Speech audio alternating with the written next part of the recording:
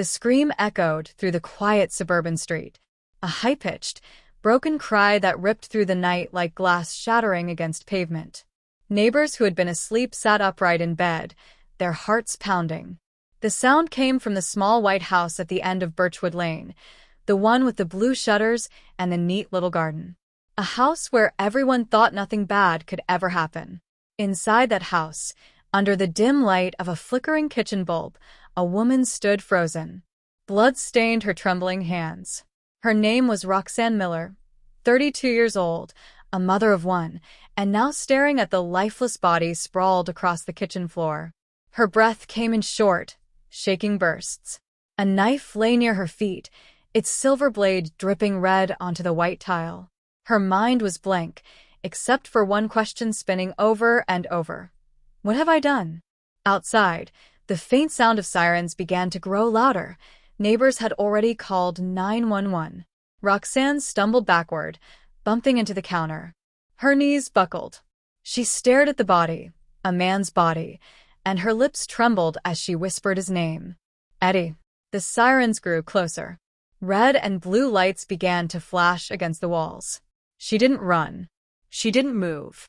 She just stood there, staring, until the sound of heavy boots and a commanding voice snapped her out of her trance. Police! Drop the knife! Roxanne turned her head slowly toward the door. For a moment, she thought about what might happen if she did run, if she could grab her daughter's picture from the fridge, one last look. But it was too late. Officers burst through the front door. On your knees. Hands where I can see them. Tears filled her eyes as she slowly lowered herself to the floor. The knife clattered across the tile, spinning once before stopping beside Eddie's outstretched hand.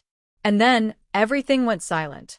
As the cuffs clicked shut around her wrists, Roxanne whispered, barely loud enough for anyone to hear, he wasn't supposed to die. The lead detective glanced down at the scene, the blood, the knife, the trembling woman, and then looked up at the rookie officer beside him. Get the kid out of here before she sees any of this, he said quietly. But it was too late. A small figure stood in the doorway, clutching a pink teddy bear. Mommy? The words sliced through the air.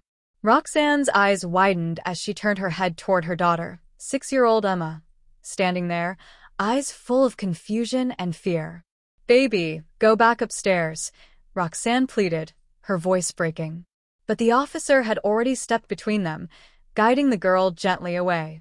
As Roxanne was led out the door, barefoot and handcuffed, the neighbors peeked from behind their curtains. Some gasped, some whispered, and some simply shook their heads. No one could believe it, not Roxanne, the sweet woman who volunteered at the school bake sale. Not the mother, who always waved good morning. But inside that house, under those flashing lights, a crime had been committed. A man was dead. And before the night was over, Roxanne Miller would be charged with second-degree murder. The story would hit every news station by morning. Suburban mother arrested for killing husband, neighbors in shock. What no one knew yet was the truth, that what happened in that kitchen wasn't simple. It wasn't just anger or revenge. It was years of silence, fear, and something darker that no one had seen coming. But that truth wouldn't come out until much later. For now, as Roxanne sat in the back of the police car, staring blankly out the window while the rain began to fall, she could only think of one thing, her daughter's voice calling her name. The officer in the front glanced at her in the mirror. You got the right to remain silent, he said, reciting the familiar words. Anything you say can and will be used against you in a court of law. Roxanne didn't respond. She just kept staring at the raindrops sliding down the glass, her mind replaying that last moment, the argument, the scream, the knife. He wasn't supposed to die. And somewhere deep down, beneath the fear and confusion, a question began to form. If she didn't mean to kill him, what really happened that night? The patrol car turned a corner, the lights flashing red and blue against the wet asphalt. The rain grew heavier. And just before they reached the station, the detective's phone buzzed with a message from dispatch. It read, Victim's cause of death uncertain. Knife wound may not be fatal. Possible secondary cause. Need coroner confirmation. The detective's eyes widened. He turned in his seat, glancing at Roxanne. If Eddie's death wasn't from the stab wound, then what was it from?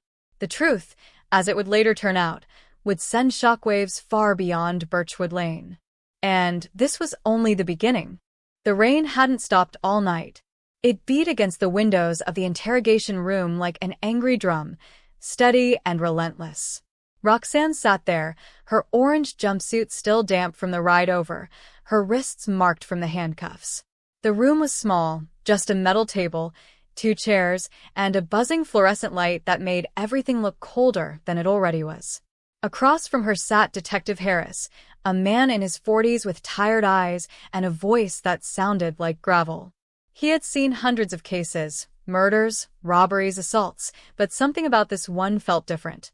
The way she looked at the body, the way she said, he wasn't supposed to die. It didn't sound like guilt. It sounded like fear. "Roxanne," he said quietly, setting a small recorder on the table. "We're gonna start from the beginning. Tell me what happened tonight." She stared at her hands. They were still stained faintly red, even after she'd washed them. Her voice shook. It wasn't supposed to go like that. I just wanted him to stop yelling.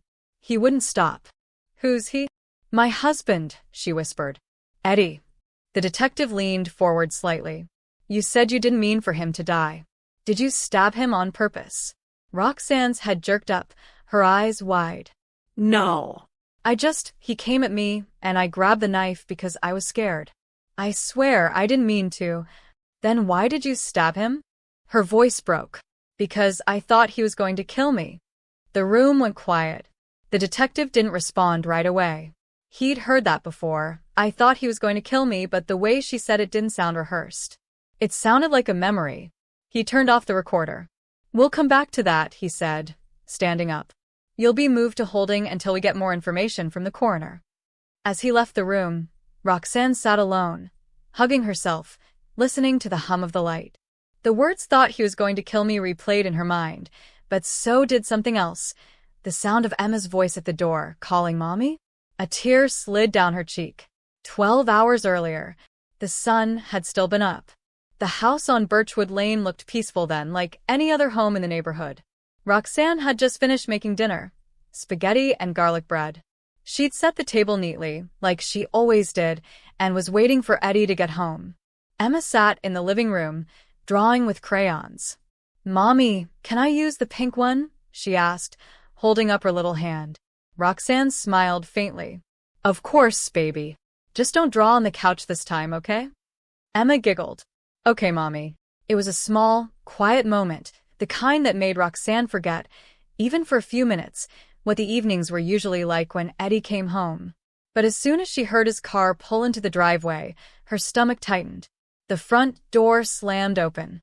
Eddie Miller, tall, broad-shouldered, mid-30s, stomped in, tossing his jacket onto the floor. The smell of alcohol hit the air immediately. "Dinner ready?" he barked, not looking at her. "Yes," Roxanne said softly. "I made your favorite." He didn't answer.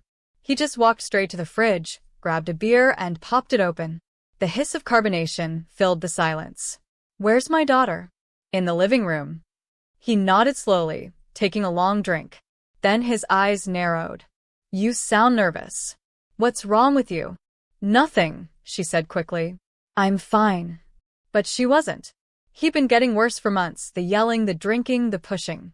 Sometimes, when he was drunk, his hands went from grabbing her arm too hard to slamming her against the wall. And each time, he'd say the same thing.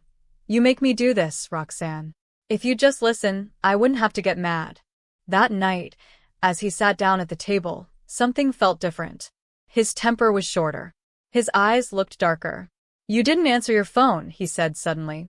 "I was helping Emma with her homework. So you're ignoring me now?" His voice rose. "No, He slammed his fist on the table. "Don't lie to me." Emma flinched from the living room. Roxanne's heart raced. She got up, trying to calm him down. "Please, Eddie." Not in front of her. Before she could finish, he grabbed her wrist hard. "You think you can talk back to me now?" "Eddie, you're hurting me." He didn't let go. The anger in his eyes wasn't just rage, it was control. He needed her scared. He needed her small. And then, just like that, he shoved her backward. She hit the counter, pain shooting through her spine. A knife that had been resting near the cutting board clattered to the floor. She looked up at him, his fists clenched, his chest heaving. For a split second, everything slowed down. She saw Emma's reflection in the hallway mirror, peeking from behind the wall. She saw the knife glinting on the tile. She saw Eddie taking one step closer. And something inside her snapped. She grabbed the knife. "Stay back," she screamed. He didn't stop. She swung at once. Quick, desperate, and everything went silent. Eddie stumbled, his eyes wide, his hand pressed to his chest. Blood bloomed through his shirt like dark paint spreading on fabric. He fell forward, collapsing against the counter before sliding to the ground. Roxanne froze. The knife slipped from her hands and hit the tile with a dull clink. Then came the scream. Back in the present, Detective Harris sat in his office, staring at the coroner's report that had just come in.